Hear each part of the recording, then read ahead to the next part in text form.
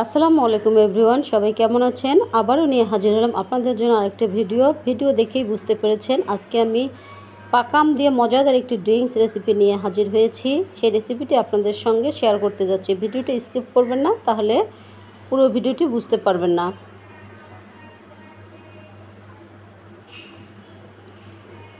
আমি দেশি homemaker welcome করছি বরাবরের মতো আপনাদের জন্য আরেকটি রেসিপি। এখানে আমি 3টি পাকা আম নিয়েছি, আর অবশ্যই একটা কিন্তু এই রেসিপির জন্য একটি কাঁচা আম দিতেই হবে।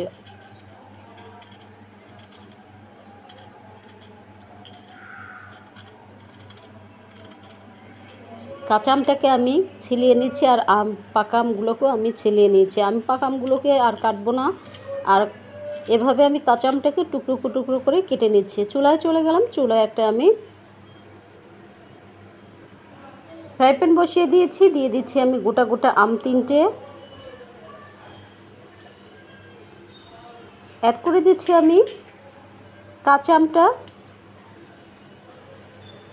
এখানে আমি কিন্তু 2 কাপ পরিমাণ পানি ইউজ করছি।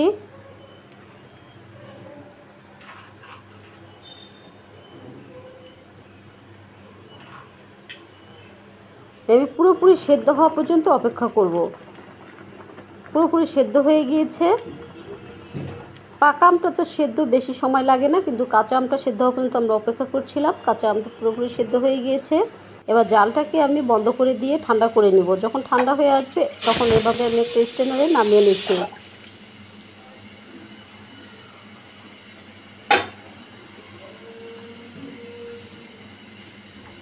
দিয়ে হাত দিয়ে আমি আমের যে আটিটা আছে সেটা আমি বের করে নিচ্ছি।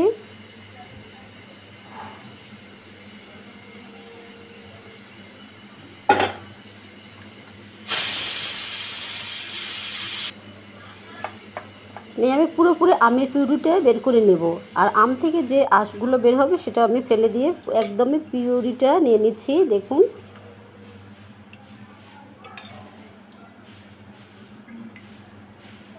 প্রচণ্ড এই গরমে মন প্রাণ কলজা ঠান্ডা করার মতো একটি পাকা আমের ড্রিঙ্কস রেসিপি নিয়ে আমি চলে এসেছি।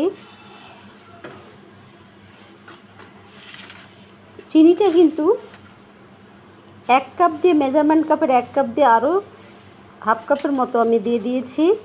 দিয়ে আবার এখানে আমি 2 কাপ পরিমাণ পানি ইউজ করছি। এবার আমি চিনিটা বলক ওঠা পর্যন্ত অপেক্ষা করব। যখন চিনিটা থেকে একটা আঠা আঠালো হয়ে আসবে সে পর্যায়ে এসে চিনিটা আমার শিরাটা কমপ্লিট হয়ে যাবে।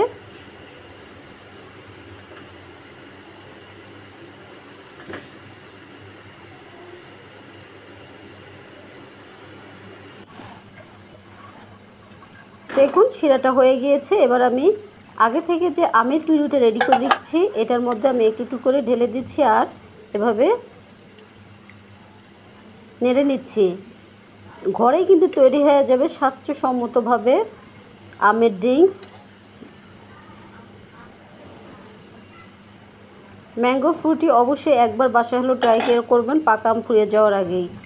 এটা কিন্তু 1 সপ্তাহ ধরে নর্মাল ফ্রিজে রেখেও আপনারা খেতে পারবেন। ছোটরা তো কিন্তু অনেক পছন্দ করবে, বড়রাও কিন্তু অনেক পছন্দ করবে। একবার হলেও ট্রাই করবেন বাসায়।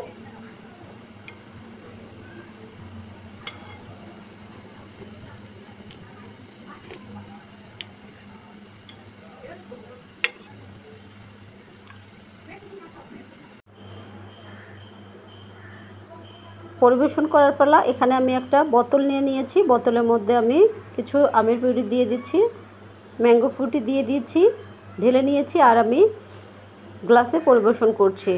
তৈরি হয়ে গেলে কিন্তু ঝটপট ম্যাঙ্গো ফ্রুটি এই ড্রিঙ্কস রেসিপিটি অবশ্যই একবার হলেও বাসায় ট্রাই করবেন পাকা আম ফুরিয়ে যাওয়ার আগেই। আর যদি ভালো লেগে যায় তাহলে প্লিজ আমার দেশি হোমমেকার চ্যানেলের সাথে